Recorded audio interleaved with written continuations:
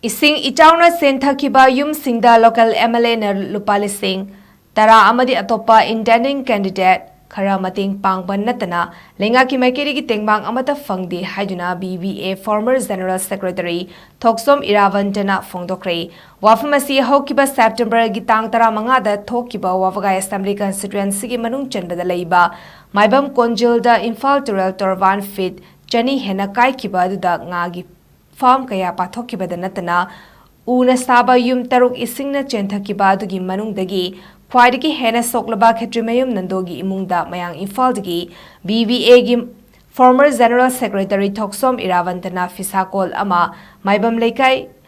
ngapigani maibam mayai leikai da leiba community hall da khusinakibagi thoramda phongdokkibani thoramadda maibam konjil social progressive organization gi thomi singamadi maibam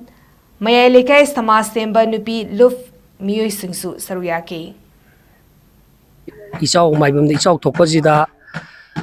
Echao gi yengbada kamai tawge na kayam sokpa na hape sum akhoi sum koi sum hape sum yengbada akhoi gi inau jigi yung gi hek mapa jida kai ri baje mapa ta sal lerame inau ji ma gi source of income je laite site ma gi be mana pi khara sarga imung hingba ma jina masa hananga yam kalamaga jojiti ana ayek tawbodagi inau si magi senthok lambi lairaktabadagi adeidi aina sum moigi kain tawbose isingna chentagi bajigi awa baji ubu matamda moigi source of income thokninga gi pot leite habida ai nungaitana phisa kolam khaktang inau jida